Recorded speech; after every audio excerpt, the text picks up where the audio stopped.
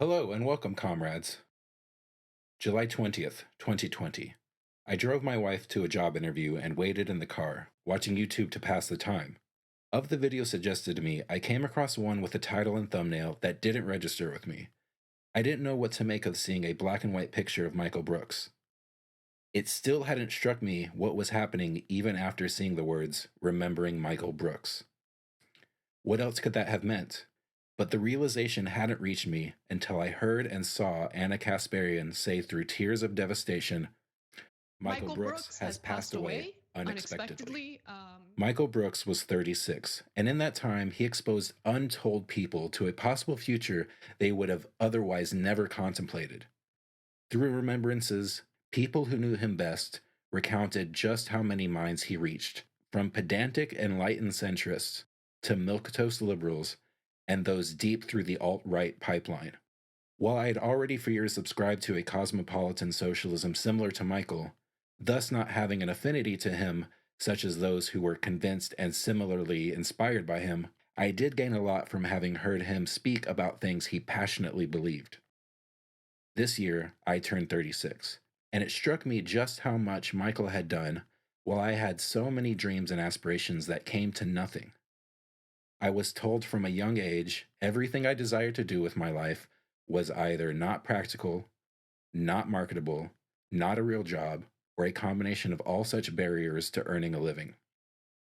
I spent half my life working for someone else, contributing to their profitability, working by their schedule.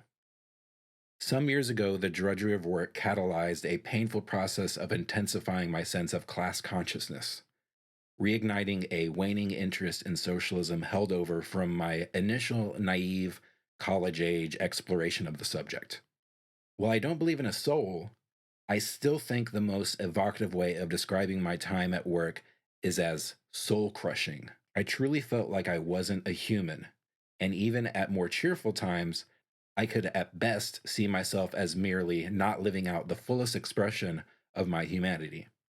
This depressing, emotionally painful time, regaining my dedication to socialism as my expressed political stance, I had become aware of Michael Brooks.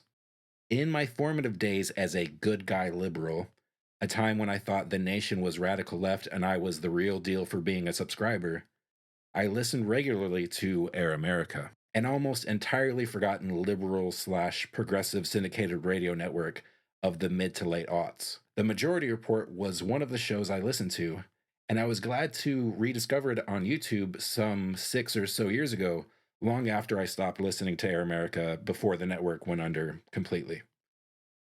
I gradually became aware of Michael Brooks and found a funny, passionate humanist that, along with my radicalizing relationship with work, drew me back to imagining the potential of our species once untethered from exploitative work. A week or so after Michael's death, having reflected on what the left had lost in his voice, I decided I wanted to contribute in some way to filling the void. After a great deal of thought, I knew I wanted to lend my voice to the development of a robust class consciousness, which I think is something lacking greatly in the United States and something that needs to be strengthened for the establishment of socialism.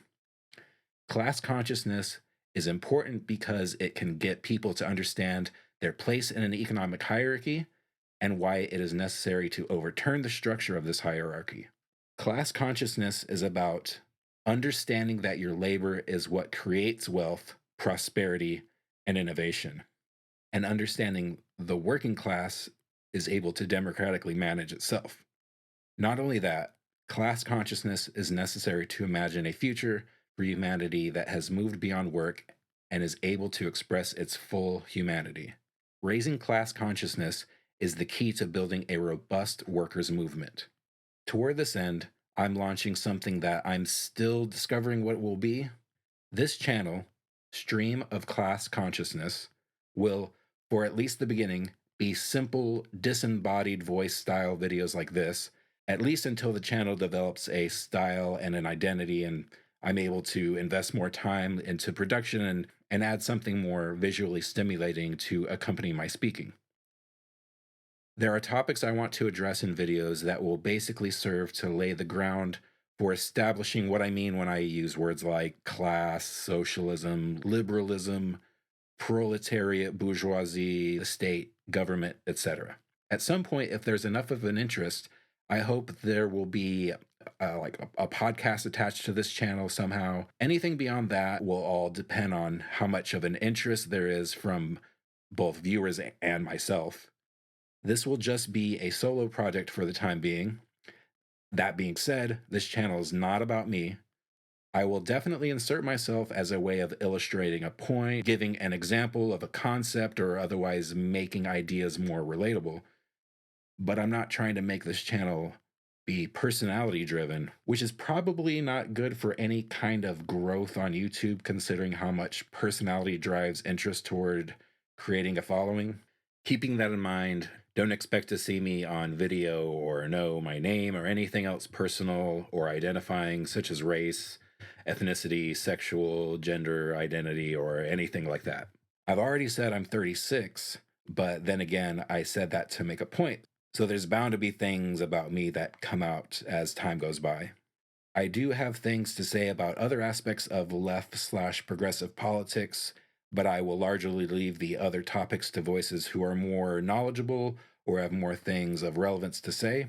However, I do want to bridge the gaps between disparate matters on the left that aren't so directly related to class consciousness. I do have a knee-jerk tendency toward class reductionism, I'll admit, but I do make sure to have a more intersectional consideration of issues. One more thing before ending this video. I had plenty of false starts getting this off the ground, but I'm doing this now, January 20th, 2021, in honor of Michael Brooks, because it occurred to me one of the biggest tragedies of his death, other than the loss of his life and voice, is he didn't live to see the defeat of Donald Trump. Normally not finding any use in elections in advancing working class politics, I, however, felt the need to contribute to Trump's defeat, dedicating my vote to Michael, who did not make it to cast his own vote and see the fight move forward and focus attention less on the dangers of creeping fascism and take the fight to the corporate political duopoly. However, considering the recent attempts by fascists to violently install Trump as a dictator, our attention will be divided between pushing back fascism and fighting against capitalist consensus liberalism. The previously apolitical group of people who started to take on a political consciousness in the wake of Trump's reign of terror are primed to either revert to complacency in a desperate exigency for normalcy, or they'll become energized, and the energy will either come from the anti-capitalist left or pro-austerity status quo neoliberals. Anyway, let's see if this ever gets watched. If it does, anybody watching, please do the things all other YouTubers ask their viewers to do. The more engagement, the better. Especially give a comment. If not for the algorithm, I'd like to have that the broader community help dictate what this channel becomes. Thank you, and solidarity. Take care of yourself and each other.